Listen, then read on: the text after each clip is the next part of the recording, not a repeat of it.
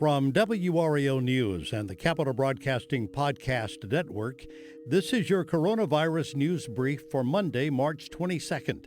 I'm David Crabtree.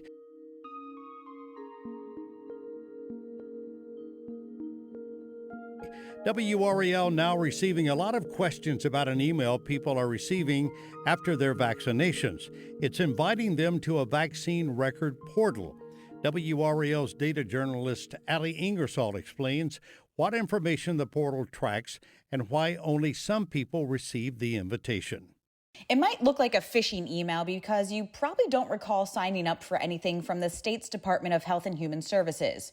Don't worry, though, it's safe to click the link. It takes you to a site with information about the COVID vaccine and your record. So why are some people who have been vaccinated receiving this information and others aren't? We took your questions straight to DHHS.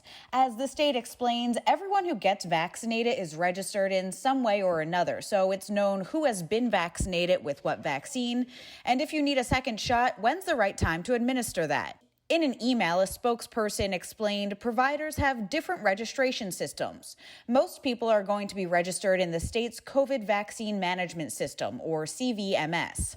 While you're still able to be in that system, if the location where you got your shot didn't ask for your email address, it's likely you won't be receiving a portal invitation. Federal providers like CVS and Walgreens, they use a different system too. The state is tracking race and ethnicity data as well as date of birth, location of where the shot was given, what vial it came from. The state is not passing along any identifiable information to the CDC, though. And state and federal laws prohibit the information from being shared outside of the medical community. Now, if you need to show proof of your vaccination, you can just pull up the link to the portal on your phone or computer. You can also show the card you received the day you got your shot. In Raleigh, Ali Ingersoll, WRAL News. If you have been vaccinated yet haven't received an email directing you to the state portal, contact the location where you received your vaccination. Thanks for listening, and a little bit of a plug here. You can listen to complete WRAL newscasts in podcast form. Subscribe to WRAL News Daily wherever you listen to podcasts. We post 5 newscasts each day and 2 on the weekends.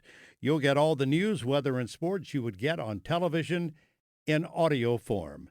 Just search WRAL News Daily.